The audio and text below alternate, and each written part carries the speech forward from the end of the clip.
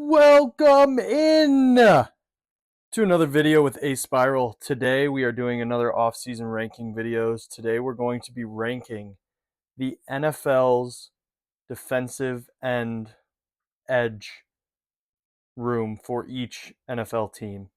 We're going to be looking at some stats, looking at some players, looking at who they got on the team, and we're going to go alphabetical because that's what this tier list has them listed as. This is the most up to date as of June 9th, I believe. So Myles Garrett is on the Rams. Jared Verse is on the Browns. So let's get right into it. Arizona Cardinals. I mean, with Josh Sweat being on their team, they are average. Like, Josh Sweat is an extremely good defensive end. We can look at his pro football reference. But he had a 12 and a half or 12 or 13, somewhere in there, sack season this past season. But other than that, their defensive ends are not great. Like, Zaven Collins had literally 1.5 sacks. Josh Sweat had 12, and outside of that, it's pretty rough. Josh Sweat, had an AV of 6. He had a pretty good estimated value, but the next guy is Zaven Collins down at a 4, and then after that, it's Baron Browning, who I had high hopes for going into this year, or since he's come left the Broncos. I thought he was going to be pretty good, and he just didn't really do anything. I don't think he had very many stats at all. Like, he had 2 sacks this past season, 14 solo tackles. Like, he's getting phased out of the team. In fact, honestly, they're in the oh hey they won one, like, won a pass rush rep. Atlanta Falcons. They honestly this past season were pretty destructive. James Pierce Jr., Jalen Walker, they fully attacked the edge class last year with 2 rookies, and they both paid off quite well. Both of those guys looked extremely promising in their first year. I will say the James Pierce Jr. stuff with the offseason, who knows? Who knows what he's going to look like going into next year, if he's even going to play. I really don't know any of those, any of those. I really don't know the situation, what's going on with James Pierce Jr., on how, if he's going to play, la da da da, whatever. But when he was on the field, James Pierce, 10.5 sacks. Jalen Walker, 5.5 sacks. And he also played, mostly off ball linebacker with Caden Ellis. Leonard Floyd is still pretty good for his age, and Arnold Ebiketie is a pretty good rotational guy. They had some good defensive ends, and I really think that James Pierce Jr. is, or yeah, I mean, it's still James Pierce Jr. I really think that James Pierce Jr. is going to have an exceptional, second year, as long as he can stay on the field. So yeah, they are going into the pretty destructive category. Baltimore Ravens.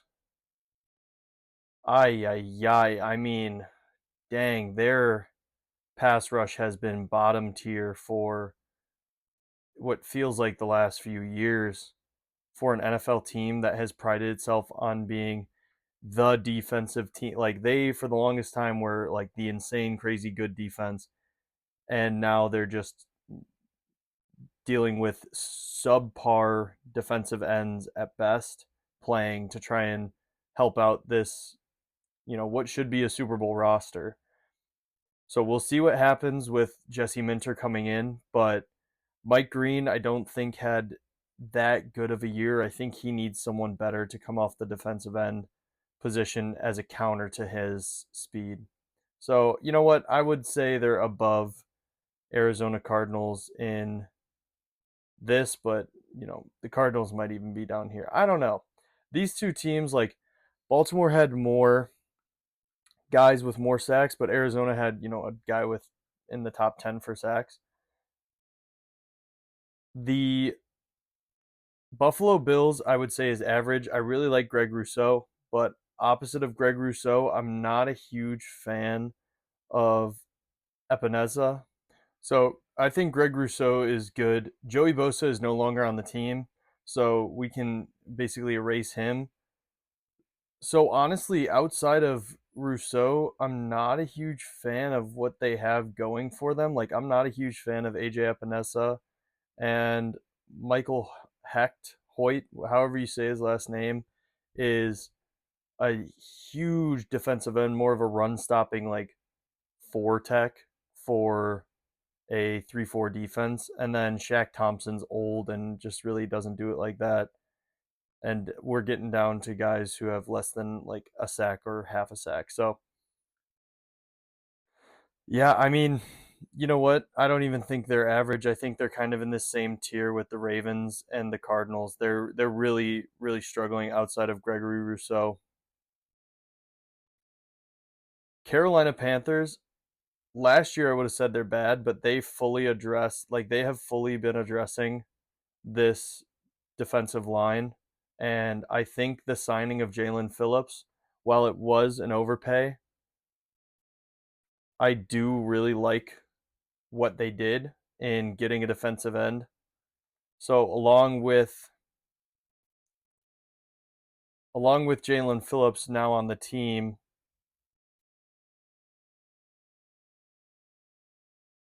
like I think Nick Scorton is good and is going to continue to improve.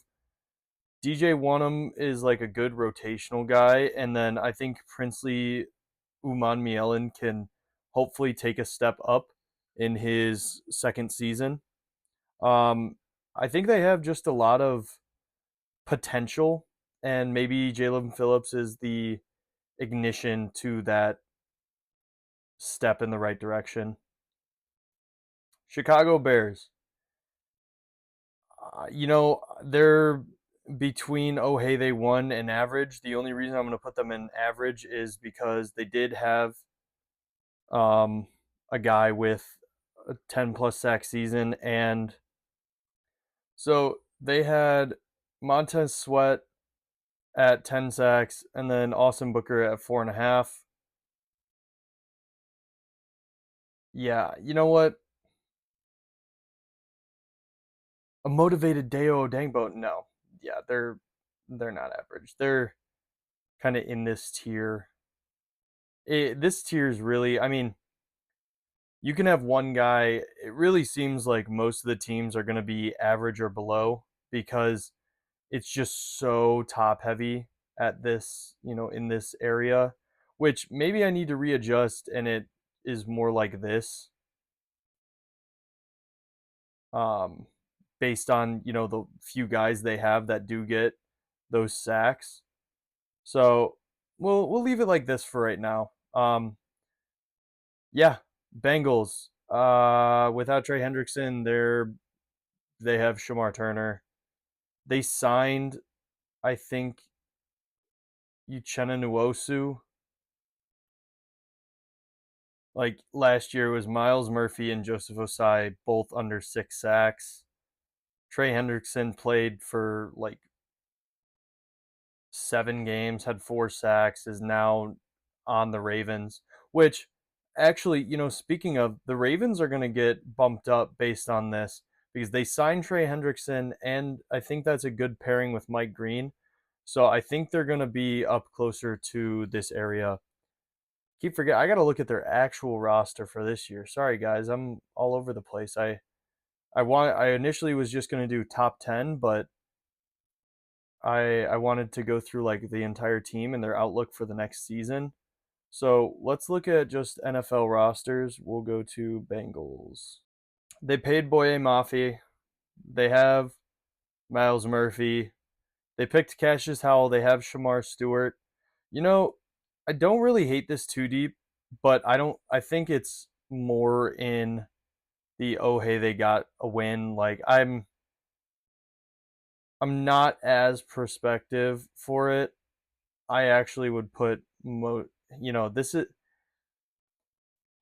why it's kind of hard cuz sacks are, other than the top guys, sacks are a very leading stat into wanting you to put them higher, even though if like overall, especially since I'm doing the whole team, that they're maybe not as good. Like the Browns, Myles Garrett was awesome last year. Outside of that, I couldn't really name you another edge or player from that team other than Mason Graham.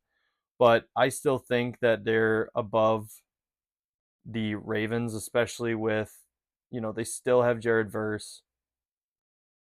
They are going to be a pretty good defense, you would hope, even though Jim Schwartz left.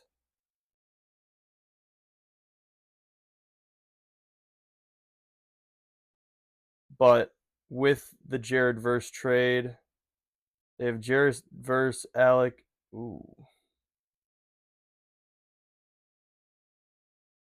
You know what? Scratch that. Oh my gosh. Yeah, the Cleveland Browns have a major downgrade. I really like Jared Verse, and he is blatantly better than these teams, but he didn't have that many sacks last year. He wasn't very good um, when it comes to actual sack numbers. And like I said, sacks are one of those things where a guy could look great, but he doesn't finish on a bunch of plays, which it seems like Jared Verse doesn't. I still think that they got to haul back, and I'd like to see them address more at the edge position now that Myles Garrett's gone. The Cowboys, I think, are going to be higher rated than some people say. I really like Donovan Ezeraku. I like the pickup with Rashawn Gary. I really like Donovan Ezeraku, and Malachi Lawrence was a pretty high pick. And Jay Sean Barham out of Michigan, along with LT Overton, like they really addressed the edge position this offseason. And I think it's going to end up paying off for them, even if it's just in you know, a thousand cuts kind of thing. I think, having this depth is going to be beneficial. And who knows, Barham, Lawrence, or LT Overton could hit, and then they would be, exceptional. So I think they're going to get some quick wins. The Denver Broncos are going to go into pure destruction. Their defensive edge room just destroyed teams last year. And I really think it comes down to how fast they are. Their defensive ends are so fast. They have Jonathan Cooper and Nick Bonito. Nick Bonito has one of the fastest get offs outside of Myles Garrett. So Jonathan Cooper, Nick Bonito. I think that Jonah Ellis is a pretty good extra edge, but I don't really know how much he's playing edge. They run kind of an odd defense, and I don't know much of the other guys, but when you have Nick Bonito and Jonathan Cooper, which who knows, he might also be in some trouble based on what we saw, some of the news that came out about Jonathan Cooper. But still, having Nick Bonito and Jonathan Cooper, that is pure domination. Pretty destructive. I mean, the Detroit Lions obviously have Aiden Hutchinson, who's really getting close to putting together a Defensive Player of the Year and maybe some other down years by other guys. Just his pressure numbers, his tackles, and TFLs and sacks. Like, he's fantastic. He's huge. I think that I think Al Qadim Muhammad was their other defensive end who also had like 12 sacks this season. So I'm really intrigued to see how having Aiden Hutchinson along with, I guess it's DJ Wanham now. I guess he didn't really sign with them. But last year they had two DNs and 10 plus sacks. I do like DJ Wanham, and I think Derek Moore was a good draft pick out of Michigan. So we'll see how this turns out. But having Aiden Hutchinson, having a top edge rusher is automatically going to bump you up. And I think Aiden Hutchinson's getting close to having a Super Bowl, or not a Super Bowl, a Defensive Player of the Year caliber season. Green Bay Packers are in, they're right here. I'm going to put them actually in pretty destructive just because Micah Parsons is coming off a torn ACL. We have seen that typically that, comes back a lot quicker, but you never know when it comes to, certain players just don't recover the same. We saw a brutal injury with Aiden Hutchinson. He took a little bit of time to really get back looking like himself. And while I personally think Micah Parsons is, you know, maybe the second or third best defensive end, I'm not a huge Lucas Van Ness fan. I do like Danny Dennis Sutton, and I think that he could actually become the other edge rusher outside of Micah. And so I'm going to keep this, up there with the pretty destructive because there's a few teams that just are blatantly have a better overall group, like this team right here. I mean, this team has the bedge. This team has one of the best edge duos in the NFL, having Danielle Hunter and Will Anderson, who is also a top 5 defensive end, D edge, whatever you want to call him, in my opinion. Yeah, Danielle Hunter, Will Anderson, and Dominique Robinson as a rotational guy. He's okay. They must have had someone else last year that I was somewhat of a fan of. Must have left in free agency. I can't remember who it was. But yeah, I mean, having those two guys who are both arguably top 10, top 15 defensive ends. Indianapolis Colts. I really like where they're going, but I think they're going to, still got some work to do, specifically Laiatu Latu. He had a pretty good second season in the NFL. Okay, so they have JT Tuimoluau, Laiatu Latu, Arden Key, and a defensive end that I actually really liked in the draft in George Gums, who, had some pretty good moves, wasn't a huge draft riser or anything. And Caden Curry, like, they have depth here, and I think if Latu can take a big step, I think they'll be instantly up to pretty destructive. But right now, they're going to be at the top of this tier. I think that the Jacksonville Jaguars have a pretty good defensive end duo. I really like who they have here for Jacksonville. Trayvon Walker's been slowly putting it together. Josh Hines Allen has consistently been, a fringe top 10 defensive end edge rusher. And Dennis Gardeck is a very good, like, edge rusher, designated pass rush down guy. I think that's an exceptional group, and I like them kind of in this get some quick wins, potentially jumping, up here if Trayvon Walker can continue to like slowly build on what he's had. Kansas City Chiefs. So their edge group is George Karlaftis, which I'm not a huge fan of. Felix Anyudike Uzoma, which again, like I didn't even know he was on their team. I like R. Mason Thomas. I'm not a fan of Ashton Gelati. So this is kind of where I'm like, they're kind of just okay at best. Like I think they're gonna be in this kind of tier, and it kind of makes me think the Bengals are even worse. Raiders. Max Crosby instantly brings them up to, get some quick wins, pretty destructive. I think Max Crosby is easily a top 10 edge in the NFL. He's a little older and he's had some history of not playing full seasons, but when he's healthy and when he's fully on the field for an entire season, he plays 97% of the snaps at edge rusher, which is unheard of by that position. I don't know who Thomas Booker is, but I do think Max Crosby like instantly jumps them up, and I really liked the Kerryon Crawford pick. I think that Kwity Paye. Oh, that makes sense. So Max Crosby and Kwity Paye is a really good duo, and I really like the Kerryon Crawford pick. I really like the pick in the third round. I think that those three guys. This is a rotational pass rush group is quite exceptional and is going to be pretty good for next year. They're pretty destructive or get some quick wins. Like they're right around here. The Chargers.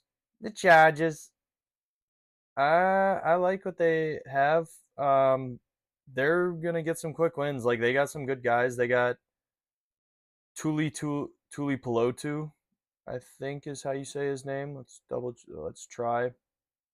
You guys know I'm not good with names. You guys know it. So Tuli Tuipulotu and Khalil Mack, along with Akeem Mesidor out of the draft and Bud Dupree, who's a pretty good rotational guy.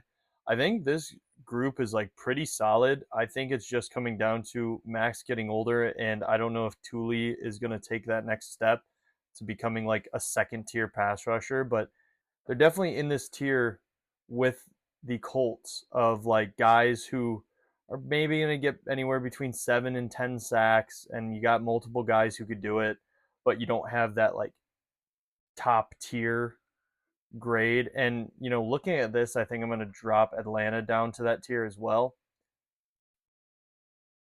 just kind of because they haven't proved it yet. Even though I like what they got going, they haven't proved it, and they're actually going to come here. But yeah, right now this is kind of where I'm at so far. The Rams bang top, like they have the best pass rusher in all of football in Myles Garrett. They just traded for him. They have Kobe Turner, who led the team in sacks last year, which you hear all about Jared Verse, but it really was like Kobe Turner getting a lot of the sacks last year, and Myles Garrett and Kobe Turner. It's going to be absolute cinema for them this year at at the defensive scheme. Kobe Turner, Byron Young, Myles Garrett, like that alone is an exceptional pass rush edge group, and they kind of play a weird defense in that sense. But Kobe Turner, Byron Young, exceptional already with Jared Verse, and now they just add Myles Garrett and get rid of like they're gonna be so fun to watch next year. And honestly, I think they are just in the top tier. Like, yeah, bruh, I don't even like. You can't. I couldn't name you one defensive end that the Dolphins have. They have Chop Robinson and Josh Uche. That's not like the Chop had promise coming out of college. He has yet to really show it. And Josh Uche is not that good. Like this is a horrible edge rushing group. They're bad. I would have put the Vikings higher, but they just traded away Jonathan Grenard after having an injury ridden season. So I'm gonna put them at the top level. Actually, no, they'll probably go. Yeah, they're not. I mean, I don't really think that they are that good. Okay, so I really like Andrew Van Ginkel, but he's starting to get up there in age, and Dallas Turner really hasn't showed much yet. Jake Galladay, we'll see what he does. I don't really think he's going to be an edge rusher. And then the guys after those first two starters, I don't know.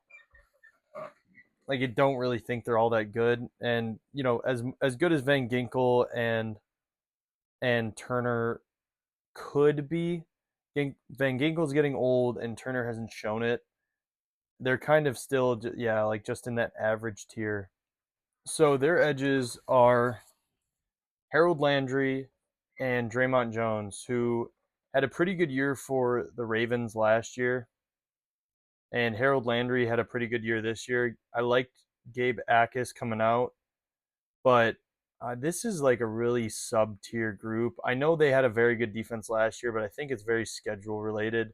I'm going to put them kind of in this average tier along with the New Orleans Saints. Um, Chase Young looked pretty good last year. He had his first double digit sack season. And I think they have some okay depth. So I like kind of where they're headed. So their edges are Chase Young, Carl Granderson, Anthony Jennings, and Fadil Diggs. I actually love Anthony Jennings. It's kind of weird seeing him as like a backup veteran guy now because I loved him coming out of college out of Alabama. but I think Chase Young and Carl Granderson's like a pretty good duo, and I'm really intrigued to see kind of where it goes from there. They've been slowly kind of increasing, getting better and better. New York Giants have the ultimate pass rush room in the NFL. Like, oh my gosh, Abdul Carter, Arvell Reese, if he plays edge at all, Brian Burns, and I'm missing one, Kayvon Thibodeau. Their edges are exceptional. They could all be 10 plus, 11 plus, 12 plus sack guys in one season. It's insane. The only thing is they got to put it together. So we'll see. They may all four be at defensive end or defensive line, edge, pass rushing on any given third down. It's going to be awesome to watch with Harbaugh. I'm intrigued to see what happens. New York Jets, I like David Bailey. I like Will McDonald. I think they have a pretty above average defensive end room. So I like David Bailey. I like Will McDonald. And I think Joseph Osai is like a pretty good backup. So we'll see what happens. I think they're probably average. I'm gonna give them average. Like I like what they got going better than a few teams, especially the bottom feeders right here. The Philadelphia Eagles traded for Jonathan Grenard, which I think is a good upgrade, especially after losing Jalen Phillips. Hi-ya! Had to keep you on your toes. All this waiting around for this old computer. Computer, make this computer run faster. Computer, make this guy super gay and horny. Computer, stop running so slow that nothing's gonna work. So I like Nolan Smith. I like Jonathan Grenard, Jalix Hunt, Arnold Ebiketie, Shrainka. Like they got a good. You know what? I like this group. I think they're pretty solid. They're gonna get some quick wins, probably just under the Jaguars. Steelers, they have an awesome edge group. Highsmith, TJ Watt, and oh my gosh, they just paid him. What is his name? And Nick Herbig. Those three guys alone, like put them above like this entire tier of get some quick ones. They're exceptional. Along with hopefully a healthy Nick Bosa and Michael Williams. The 49ers defense was so hurt last year, and seeing them like fall apart basically because of injuries and still somehow manage to like Robert Saleh get that team to the wins that they did was so impressive. Nick Bosa, Michael Williams are exceptional. After that, like Keon White's okay. I actually think Romello Height's going to be a good rotational guy, so I'm going to keep them in. Like they're going to be pretty destructive next year with both of those guys healthy. Seattle, I think, is going to be in a get some quick wins. Their edge room kind of got destroyed by free agency. Demarcus Lawrence is old. Uchenna Nwosu hasn't really done much for them. I don't like Dante Fowler is okay, and Derek Hall is just okay. Like they're above average. I think they're gonna be in this get some quick wins. I don't think they're on this tier, but they're definitely in this tier. They're probably maybe somewhere in here. The Tampa Bay Buccaneers are gonna be for right now in the upper echelon of average. I love Ruben May, and I think he's going to be exceptional. But outside of him, like their edges, they've been kind of in edge needy territory for quite some time. All right, so Ruben Bain and Yaya Diaby. Oh, there's Al Qadim Muhammad the from the Detroit Lions, and Anthony Ellison had a pretty good year. I think Chris Braswell could kind of step up in what is, I believe, his third season. So I kind of like this group. It's kind of in that tier of as long as guys perform, but it really is dependent on Ruben Bain. The Tennessee Titans, Keldrick Falk, I think they're also kind of in this tier. Like I like Keldrick Falk, but I don't know if he's going to be a big, huge, like great edge rusher right away first year. Yeah, so they have John Franklin Myers, Jermaine Johnson, and Keldrick Falk. Like I don't really think that this edge group is going to be anything special. And Washington Commanders, I think's in the bottom of the bucket. They signed a guy who I think finished with 3 sacks last year as their big signing. Sorry. They have Odafe Owe, who I kind of like, but I just think he's not all that great. Kayvon Chasen had a pretty good season last year. I like Joshua Josephs. I'm not a huge fan of Dorrance Armstrong, and then the rest of the guys are kind of just older mercenary pass rushers. They're really in this tier of who's that to, oh hey, they won. So we'll put it more like that just to keep it more of that bell curve. We'll see. Um but yeah, no, I mean this kind of goes along the lines of who I think are some of the top edge rushers in the NFL as well. And then it's basically like how good is the rest of their team along with them. Like Myles Garrett is obviously number one, and then you can argue. I personally think it's Micah Parsons at 2, but you can argue Will Anderson. I wouldn't disagree. I like him at 3. Crosby's up there probably at 4. Bosa, if he's healthy again next year, is probably around 5. I would say Hutchinson 6, TJ Watt 7, Benito 8, or maybe Benito 6, Hutchinson 7, Watt 8, Crosby just because he's been a little off and on injured is probably 9, and then maybe one of those Giants players is 10, or say you like a younger guy in kind of in this area, or I mean, you got Danielle Hunter's probably 10, Jonathan Cooper's probably up there. This is kind of where those top 10 guys sit and live. Josh Sweat probably would be close, but we'll see if he continues to do it like he has been. And I like Josh Hines Allen, but he just, I don't know, he's kind of middling around that above average, highly paid guy. So, yeah, I mean, I really like how this list turned out. It was a lot of shifting as I was going, but I think these guys are kind of, or these groups, these defensive end edge groups, is kind of where they sit right now. But that's just the opinion of a ball knower. Like and subscribe, please. These videos take a long time to make, and I really enjoy making them. And so I really appreciate you guys for watching. So, yeah, see you later.